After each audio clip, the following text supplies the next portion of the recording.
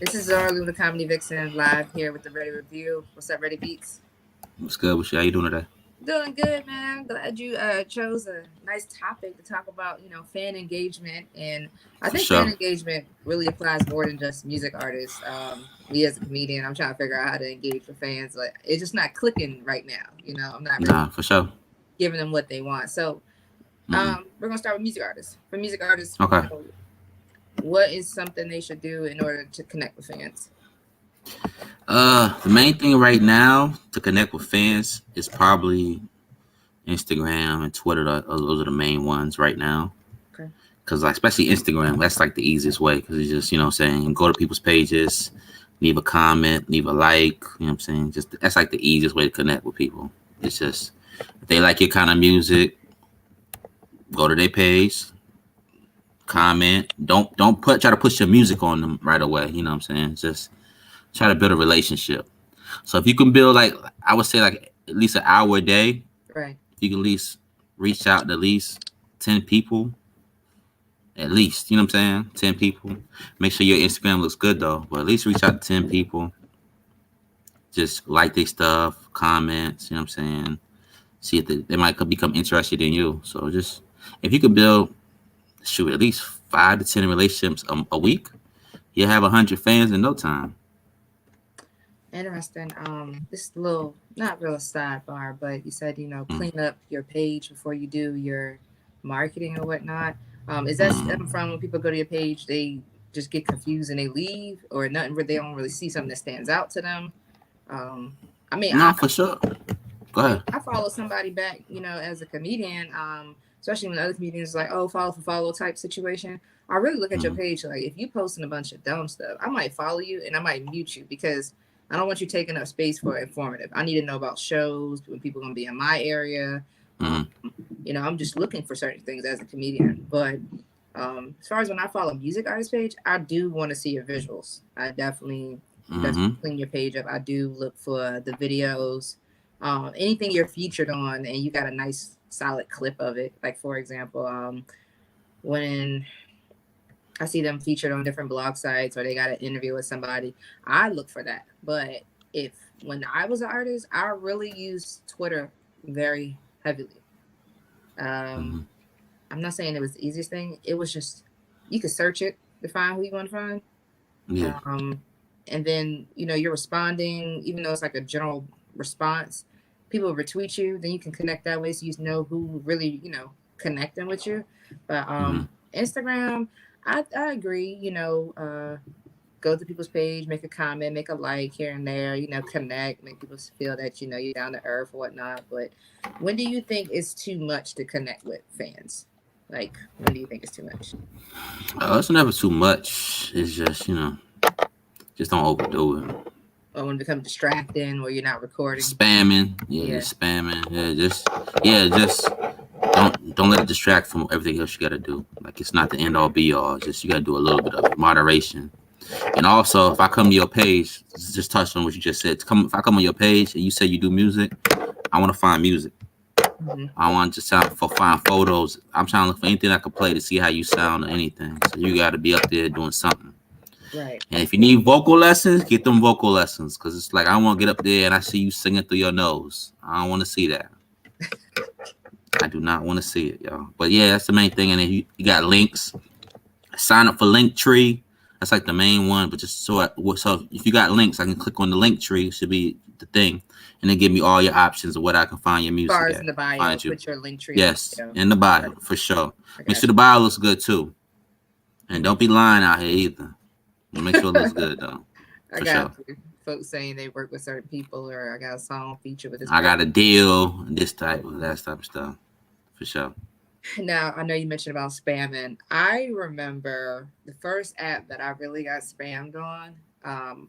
Might be MySpace. Like, hey, check out my music, and they send you a link. You don't even know if it's a music link. Like, you clearly just going in there blind. Like, I did that as an artist, and other artists would do that to me. I'm like, yo, this is what they doing. And then I thought about it.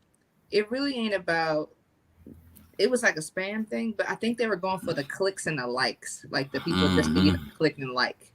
And you get plays just coming on the page. You just get plays. Yeah, but what was the Hmm. other app that really started out where people could spam you? It used to be. It's kind of similar to SoundCloud, but I can't remember it. I know SoundClick, but yeah, Okay, no. maybe it was SoundClick That or was for was it, producers making beats and stuff. I don't know. what about that mixtape site? People can see Um, you message and say, "Hey, check out my mixtape." Was it? No, I I'm don't trying to even think. know. It was so many sites, but I definitely know I would get Yeah, I was. spammed as an artist. What? Yeah, I was bad for spamming people back in the day on MySpace. And they be like, "Damn, you can't even say, hey, how you doing?" I'm like, "Shoot, my bad, yo." Yeah. But yeah, I was bad for that. I just be like, "Yo, can you check out my music?" Blah blah blah. And it be people I know too, so they be like, "Damn, you couldn't see how I'm doing or nothing like that." So yeah, that's like a what's it called? A lesson. Like, yo, don't be just hitting people up without seeing how they doing or whatever. Don't come Mm. at them directly with your music. You got to finesse them, whatever. What about Facebook? Like when Facebook first started letting people have pages, and Hmm. you All could kinds of send crazy a names. Yeah. yeah, you could send a request for people on your friends list to join your page as many times Hmm. as you want. You can just say, "Hey, join my page," until they join your page. Now Hmm. you only send out one request, and they're like, "Oh, you already Hmm. sent your one request. You can't ask them 3 months Yep. later, you know." Hmm. Or you used to poke people just to get them to see who you are and stuff. Hmm. I mean, there's ways to engage with people, but overall, um, I even when you do fan engagement, you got to have something to offer them. You know, you can't just be Hmm. like, "Hey, I do music," and they don't see a product up there. They don't see where you're going at with it. They don't see Oh development. yeah, give them something free or something. You know what I'm saying, or do a contest, stuff like that. But yeah, you're right. Well, yeah. So now I'm like, man, I don't have time to do skits, right? So I'm gonna speak Hmm. on comedy side. I don't have time to do skits, but I felt like, wow, well, how can I kill two birds with one stone? So I'm like, let me just do the LAWDIWOOD show, and that way I could get people to connect with me on Hmm. my different interests. The Reddy review, because I'm still like heavily one foot in the door, like a toe in the door with the music industry. But then I'm like, oh, I'm on the edge because I'm a comedian now, but I still Hmm. feel it. And then I got the Funny Shit Only show, and I do the Q&A live because I like to spotlight other entrepreneurs, because right now people are so diverse. I really can't categorize people like, oh, I know I'm interviewing this artist, but he runs a label too, or I'm interviewing this Yeah. fashion designer, but now she's in real estate, stuff like that. And then comedians who have other podcasts and other interests. But I realize I'm starting to retain followers, and people follow me just by posting the LAWDIWOOD videos, like reposting it For from sure. the Facebook and the YouTube to the Instagram. And Hmm. I use Twitter time to time, but I realize you still can get your alerts from Twitter through like emails and some type of situation, even if you don't change your settings. Like if you're somebody Hmm. that I think Twitter has synced with Instagram and Facebook to like target me, because I realized I didn't have my notifications on, but they'll tell me when somebody that I follow on Instagram just tweeted something. Yeah. So how do you feel as far as fan engagement? How do you feel about connecting platforms? So when you post on Instagram, it'll post on Facebook and then it'll post on Twitter. Mm, How do you feel about no, that? it's convenient. It saves you some time. So for sure, do that for sure. Like Yeah. yeah, if I post on Instagram, it goes straight to Facebook. That's and to make sure it goes to a certain page too, so it's all consistent. Right. Yeah, that's the main thing. Cause like if I post on YouTube, put a beat up, I gotta go to Twitter, post it on Twitter, and I gotta go to Facebook, post it on Facebook. So it's easier like on Instagram. You just post it and then send it to Facebook. I think it posts on Twitter too. Yeah, it posts on your Yeah, Twitter but I too. think they just post a Yeah. link to tell you to go to the Instagram or go to the Facebook, because it's still link Yeah. related. I mean, you might get a visual, but I know they started letting you do a couple of video clips here and there. But if you want Mm-hmm. to keep your numbers consistent, I realize use your links from your Facebook or a source where people aren't restricted. Where, oh, I don't have Instagram, but I want to see what you posted on Twitter, so I can go to your Facebook or I can go to your YouTube. Honestly, I'm gonna start doing the YouTube because so it's an open network. You don't have to Mm-hmm. join to see it, Because I Yeah. sent somebody a Facebook link. They were like, "Oh, let me check out your podcast." I was like, "Well, it's kind of a live stream shows or whatnot, but Mm-hmm. it's up there."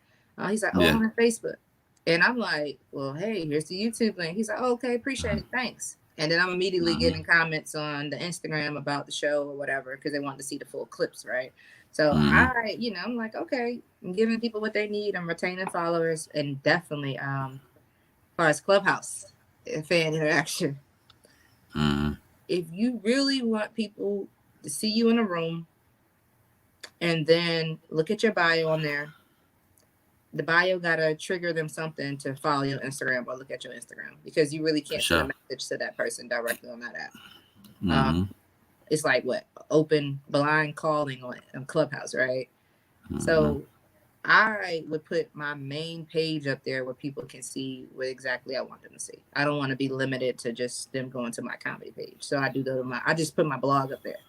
Mm-hmm. So it features, the LAWDIWOOD shows, my stock talks, and my retail site or whatever. But other than that, how do you engage with people who you want to, to buy your beats, or any artists or whatnot? And that's not saying you're building fans, but fan engagement means just to build a connect and it turned into something fruitful, uh, of course, beneficial, of course. But how do you feel about, say, an artist contacts you and say, hey, I want you to check out my music, or let me know if you got some beats for me? How do you respond?